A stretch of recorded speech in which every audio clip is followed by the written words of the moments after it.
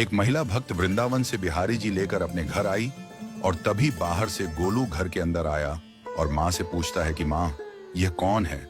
तो मैया ने बोला, ये भगवान हैं और ये ही हमारे मालिक हैं। अब तो घर में जब भी कोई नई चीज बनती तो सबसे पहले बिहारी जी को भोग लगता। पहले यह सब चीजें गोलू को सबसे पहले मिलती थीं। इससे गोलू बहुत चिढ़ने लगा और मन ही मन ठाकुर जी को कोसने लगा।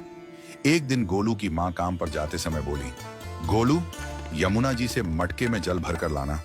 जब गोलू पानी भरने के लिए जाने लगा तो जाते जाते बिहारी जी को कहने लगा, खाने के लिए तो सबसे पहले तैयार रहते हो, लेकिन काम तो मुझे ही करना पड़ता है।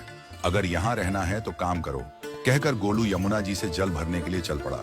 गोलू जब यमुना जी में जल भरने लगा तो उसने देखा कि यमुना जी के अंदर बिहारी जी विराजमान हैं और कह रहे हैं, ला गोलू, घड़ा हम भर देते हैं।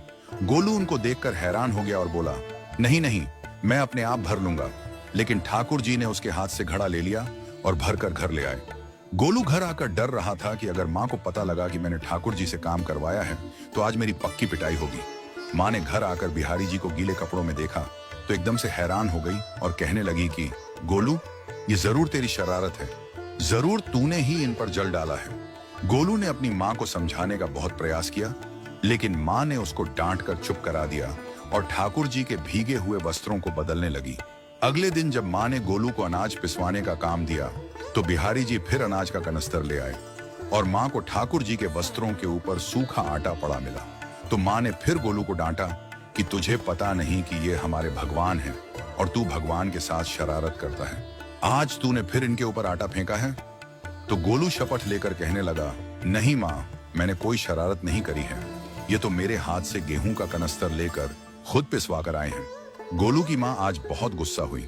अगले दिन फिर माँ बोली, बेटा गोलू, आज तुम्हारे बाबा बाहर गांव से वापस लौट आएंगे। बस आज का ही काम है, तुम जंगल से थोड़ी लकड़ियां ले आना।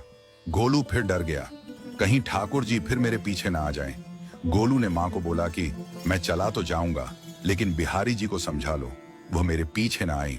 उसकी माँ हंसकर बोली, हाँ हाँ समझा दूंगी, तुम जाओ तो सही। गोलू जल्दी जल्दी लकड़ियां लेने जंगल में चला गया और माँ काम पर चली गई।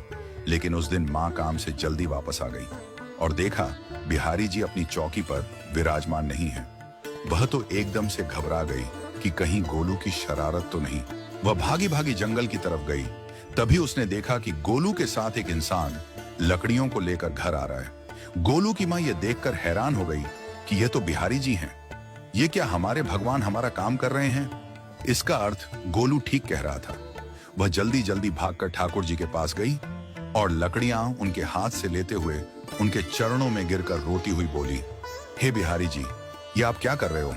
मुंह गरीब का काम क्यों कर रहे हो?